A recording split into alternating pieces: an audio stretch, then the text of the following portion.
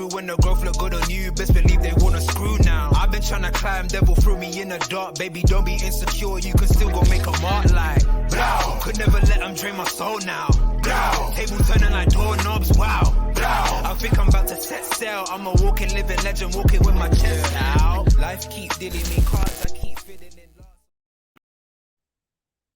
Yes, people, we're back in the building. Hope you guys are all doing well. Make sure you guys like, make sure you share, make sure you subscribe to GTV. Now, today, just wanted to do a little video, as you guys can obviously see in the caption, as you guys can obviously see on your screens right now, and scroll across the bottom, Conor Bradley. Now, probably thinking, why the hell is G talking about Conor Bradley? Reason being is because, you know, recently, you know, there's been a lot of talk in regards to Liverpool, Trent Alexander-Arnold this season as a whole. But in recent weeks, obviously, Trent Alexander-Arnold has obviously gotten his new position, playing in this new kind of number 6 role. Well, I think someone put it out there. It's like the right halfback or something like that. You know, a new position that Liverpool have obviously somehow created, even though I think quite a few teams have obviously, you know, done this before. But nonetheless, you know, looking at right backs in particular, so Trent Alexander-Arnold is kind of playing in between that kind of 6 and, you know, right back position. So, you know, a lot of people have been speaking about whether or not Liverpool should go out there and sign a new right back. So first things first, I wanted to kind of speak about, you know, Conor Bradley, and then obviously talk about, you know, why we still need to buy, you know, a right back, you know, anyway. To be honest with you, I don't think that, you know, Trent's new position has really changed much, to be honest with you. Yeah, I didn't really think that was something that was really up for debate. You know, I didn't know that just because he changed position that all of a sudden we would be speaking about, you know, potentially getting a new right back. But, you know, today we're here to obviously talk about the right back we do have. And it's not Calvin Ramsey, because we have not seen him, you know, really this season, to be honest with you. You know, he's been blighted with injuries and things like that. So we're here to talk about Conor Bradley. So firstly, you know, first we'll go into the whole, you know, right back thing. So obviously with Trent finding this kind of new role, a lot of people, again, like I said, have been saying, yeah, we need to get a new right back and etc. etc. My thing with that is, did we not always need a new right back anyway? Or, you know, another right back? I know we've got Joe Gomez there. And again, a few people will, you know, come out and say that, you know, Joe Gomez would be a good player to put in at right back, you know, as a cover for Trent Alexander-Arnold. I kind of get that. He can play that position there. Can he play that position well? No, not really, in my opinion. I don't think that that's something that he excels at, especially what he is your kind of modern day, not modern day. He's your like old school fullback, should I say? You know, just all you know, he can defend. He's strong. He's fast. You know, kind of thing. Going forward, he's not that good at all. But in terms of just being a natural defender, you know, he can do that. You know, it's a bit like Konate. Again, not really what I would call modern day centre back, but they can do what we used to do old school, which is the main part of the game, which is actually just defending. Now, obviously, Joe Gomez hasn't really been that good this season, but nonetheless, you know, in terms of as a overall general kind of picture, you know, he's a decent defender. So a lot of people have just said, yeah, just put Joe Gomez there. Let's not worry about the right back area. We need to focus on midfield. And I get that because of our owners, because of how we spend money and things like that. You know, people are just worried in terms of where the money is going to actually be spent. Maybe that's something that Jurgen Klopp is potentially looking at this summer as well. We don't really know. So for me, the way I look at it, in my opinion, is that it's definitely an area that I think needs to be looked at. My opinion, Joe Gomez isn't really good enough. He isn't really the choice. If you have no money, like none whatsoever, then you pay Joe Gomez. And if that's the situation that Liverpool are in, then cool. You know, then we can talk, you know, talk about Conor Bradley, get excited, and, you know, Calvin Ramsey whenever he comes back from injury and stuff like that. Yeah, blah blah blah.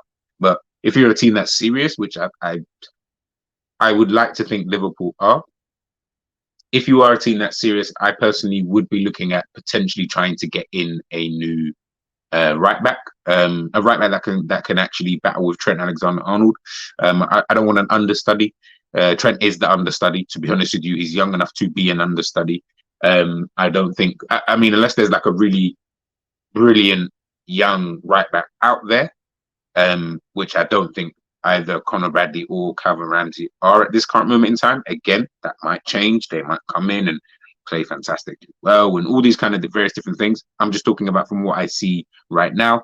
They don't really, that doesn't really strike me with, yeah, you know, this is a team that's trying to go for the title, you know, trying to go for Europe and all these kind of various different things. It doesn't really strike me with that, to be honest with you. And hence the reason why I would prefer if we went out there and actually got an experienced right back, a right back who knows what to do, to be honest with you, whether that be in attack, in defense, both, whatever, just an experienced right back with a lot of pedigree, you know, under his belt. Someone who could just battle, Trent Alexander-Arnold, because at this current moment in time, I think what we've got is, and I feel like Klopp likes it this way, and if he does, fair enough, but he likes to not unsettle his first 11. And I think that's always a recipe for disaster, to be honest with you, because we've seen, even when we were winning and stuff like that, we needed everything to, you know, when we won the Premier League, for example, you know, we were able to go from week to week with the exact same team. Now, that's fantastic if you can continuously do that. Chances of you doing that on a consistent basis is more or less nil. You know, it's very unlikely that's going to happen in a consistent basis in terms of season after season after season after season. No team really does it. You could probably do it for a season, like we did in 1920.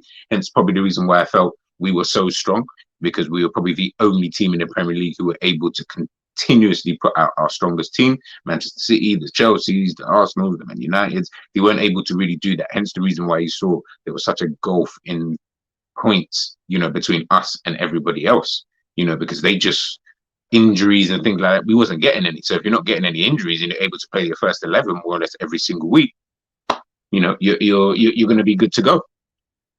But you know, now that we've seen that, you know, we are actually a normal team, you know, we are human beings and the players are human beings, and we can finally see that we can't keep playing the same players every single week, and some players are declining and stuff like that. We do need to be able to switch it around. But Jurgen Klopp has always liked it that he has a first 11 and then a few players extra. You know, so he's got his main dish and then he's got his sauce, maybe his halloumi cheese and all of that on the side. You know, he's always got that kind of thing, but he doesn't have anything to really challenge the main thing, which is always, I felt always since he joined the football club, has always been a problem, is Liverpool's depth. Even last season, to be honest with you, I always felt it was a problem really of depth. I don't feel like we really had the quality in depth. If you look at even our cup runs, playing, you know, mediocre teams, you know, with the teams that we were putting out last season, I expect us to kind of win. You saw what happened in the League Cup semi-final, played against Arsenal. What happened? He had to put out that first team because he knew he couldn't play a second string side kind of thing. Maybe you can throw in a couple of players here and there. I think he played Kai Gordon in one of the games, but as a general rule of thumb, he had to kind of play, you know, the majority of that first team because he just, as I said, he knew that he couldn't play, you know, anybody else. Excuse me. So when we look at the right back area, again, you see it kind of with the left back area. Do I think it's strong enough? Not really. I think we could go out and get better left back to challenge Robbo, but we've got one who's adequate enough and possesses different types of qualities to Robertson. I think we need that on the right hand side. I think we've needed it for ages. This Milner thing, we need to completely dead it. Don't want to see him in the squad at all next season. I think we need to really go out there and get an experienced right back. But if we are not going to do that because we want to be cheapskates or because we really believe in Conor Bradley or Calvin Ramsey, then obviously we're going to have to use Calvin Ramsey. So I decided to kind of take a look, you know, into him this season. You know, quite a few people spoken to on Twitter and stuff like that, spoken about Conor Bradley this season, spoken about how good he's actually been this season, which is fantastic. Whether that means he's at the level required to be at Liverpool, I don't know. But, you know, in terms of his own performances, he's been good. And that's all you can really ask for from a player who's obviously gone out on loan. Obviously, this news obviously come out not long ago. As reported here this morning, Conor Bradley is in Liverpool's pre-season plans. Jurgen Klopp has since confirmed that is the case. He also spoke highly of the right back who has been admired at LFC since his days at Development Centre in Belfast. So we know obviously Conor Bradley saw him last season as well. When he played in some of the games last season, I think some of the cup games and things like that, I thought we did decently. He always looked like, when I saw him play, he always just looked like a player that I said, yeah, I need to see him consistently. I need to see him at a higher level. I didn't really think Bolton was the level that he was going to go to, but it's the level that he went to, League One, whatever. It's the level that he went to. As I said, he's performed, quite well, in for Bolton this season. As you can see here, played kind of a few positions: right back, right mid. We're going to get onto that, and right wing. 49 appearances, 7 goals, 6 assists. That's in all competitions: EFL Trophy, FA Cup, League One as well. He also helped Bolton this season to the Papa John's Trophy. They beat Plymouth Argyle 4-0 at Wembley. So again, he's got a trophy under his belt. So he himself, from the general consensus that I'm kind of getting, is that he himself has actually been pretty decent. Bolton obviously in the league this season, sitting in 5th at this current moment in time. They're definitely not going to catch 4th. Even I think they've got 2 games to go, I believe. I think it is. But yeah, they're not going to catch 4th. So I think they'll be in the playoff position. So it will be interesting to see whether they get promoted, whether Conor Bradley can obviously help them. One of the interesting things I see here is that in League One, Bolton are only 2nd behind Ipswich in terms of goals conceded, and it's only by 1. Ipswich absolutely flying in that league, to be honest with you, scoring 93 goals. But I'm looking at the goals conceded, and Bolton have only conceded 34 in 44 games, which is absolutely fantastic. And in the way that the Bolton manager has them kind of set up this season, he kind of sets them up in a 3-5-2 formation. He likes the possession base. He likes to be quite attacking, quite an attacking team. Used to be the manager at Barrow. They used to call them Barcelona, I think they used to call him, just because of the way his possession-based style, his attacking way of playing, that kind of was infectious, for Barrow. And he's kind of taken that into Bolton Wanderers. Now, when he joined Bolton Wanderers, it wasn't all plain sailing. It wasn't like they were fantastic when he first joined them. He did obviously try to implement his kind of 3-5-2 formation. Didn't really work, so they switched back to a back 4. But this season, they have really gone with that 3-5-2 formation with Conor Bradley playing on that. We'll see in a minute. It's like right wing back, but he does push quite high up the pitch, almost into that right midfield role.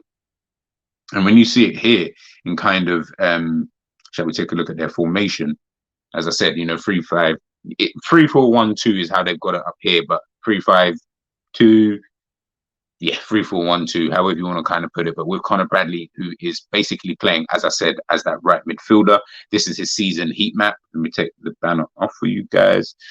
Yeah, this is his heat map for this season, all up and down that right-hand side. So again, when we're thinking about right backs, we're thinking about the way that Klopp likes to use his fullbacks. So potentially this could be a way, if Liverpool don't always play with, the Trent in the number 6 role. Maybe if we do just revert back to the usual 4-3-3, and he does need a fullback to kind of come in and still be able to do that Trent Alexander role, which is be able to get up and down the pitch and provide that attacking outlet.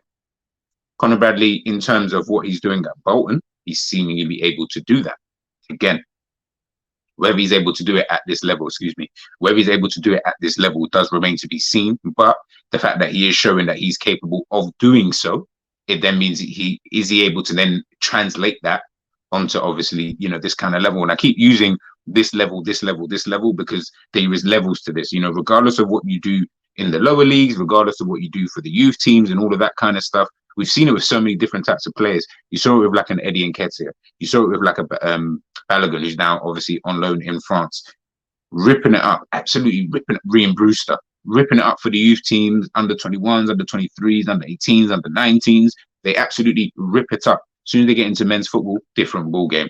It's a completely different ball game. It isn't always the same. So obviously, of course, that's where a loan move then obviously can, help these players. And I think that with someone like a Conor Bradley this season, again, from the highlights that I've seen, decided to watch a couple of Bolton's games this season, doing the research for Conor Bradley.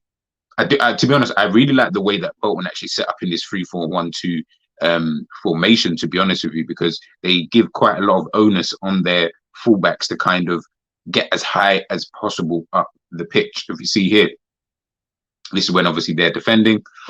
They've obviously revert kind of back to a back four, and then it's kind of like a 4-3-3 formation. Obviously, you can see with the three midfielders there, and then obviously with the three attackers kind of in front. But this is when they have got possession. You can see here the right centre back is all the way out wide. The centre back in the middle, the left centre back. They split, but this split is completely wide, and they still will then have a Conor Bradley and whoever's on that left hand side pushed further up, because they want to be the dominant team in that league. They want to be the ones, obviously, when they have got possession, to be able to play a lot higher up. And obviously, in order to do that, you do need to be able to have your defenders who are able to split and have the team kind of push further up the field to then push the opposition defenders further back. As I said, you can see highlighted here, the right centre back. Look at the position that he's actually taking up. This is actually something that I was intrigued to see, because I was interested in regards to obviously the way that Liverpool are starting to play their football now and stuff like that with the three at the back. I was looking at the kind of positions that their right centre back and the right wing back actually does take up. And I was like, okay, cool. Maybe this is something that we could potentially do again for next season. It doesn't necessarily mean that Trent has to play, in that DM role. Doesn't even mean that Trent even has to play. As I said, if we can get a right back in who can do, as we can see highlighted there with Conor Bradley in the right wing back role, look at where his position that he's taking up. He's basically playing as the right forward, because the right centre back has pushed up so much, because the centre back has pushed up so much, because the left centre back has pushed up so much, and they're able to push the opposition further and further back. Do you know what I mean? So looking at this setup here, again, this is when in the same game, obviously you can see with the midfielders obviously got the ball. Conor Bradley still up there in that position. Again, it's the onus on Conor Bradley to push further up. And I think when I'm watching that and when I'm seeing that, I am thinking to myself, okay, cool. So obviously this is just recently the way that we're playing with the three at the back, but we have always played with our fullbacks pushing as far forward up the pitch as possible. So if Conor Bradley is already doing that with Bolton, if Bolton are also having success with that, as I said, they won the Papa John's Trophy this season, playing that style of football. They're currently in the playoff position, playing that style of football. They've currently conceded the second least amount of goals in League One, playing that football. All of these little points. Now, I don't want anyone to think me doing this kind of report or scout watch or player watch, should I say, loan watch on Conor Bradley is then me saying I'm endorsing it. It's just really about taking a look at it, to be honest with you, because again, we've got to look at the other side of the coin in terms of, well, if Liverpool don't do what we as fans want them to do, obviously in an ideal world, we'd all want 2 players per position and able to swap around and do this a bit like a Manchester City, but realistically, that's not going to happen. So then we need to start looking at the alternatives. We need to start looking at other ways in which we can kind of get ourselves across, get our system across, but also get the right players playing in that system. And I think for me, that is actually the key this summer. Isn't necessarily about the names of the players that we do sign, whether it's a McAllister or a guy from bloody Argentina. If the guy is a random guy from Argentina, but he fits the role a lot better than a McAllister, I'll take the guy from Argentina every single day of the week. I don't want McAllister. I don't want to spend that money on a McAllister, because it doesn't make sense. We need to start getting players who can fit the roles that we need them, to do. This is Conor Bradley. Let's take off the banner. This is Conor Bradley's positioning against Shrewsbury this season. I highlighted this one because of the heat map. We can see that he's in that right midfield / right wing area more so than he is in the right wing back role. But again, he is obviously bombing up and down the field. So, it is a lot to be desired. A lot to be desired when it does come to Conor Bradley. This is the position that he's obviously played this season. Again, I found this very, very interesting. Hence the reason why I was thinking maybe this is why Jurgen Klopp, wants to bring him back. Played 41 times as a right midfielder. Only played twice as a right back and then once as a right winger. Now, whether they have right midfield down as their right wing back or not, I don't really know. Again, if you watch the way that Bolton played this season, the way that they set up with the 3 at the back, and then obviously with the 2 wing backs or midfielders, if you want to call them that, to be honest with you, it does seem like he is playing in that right midfield role.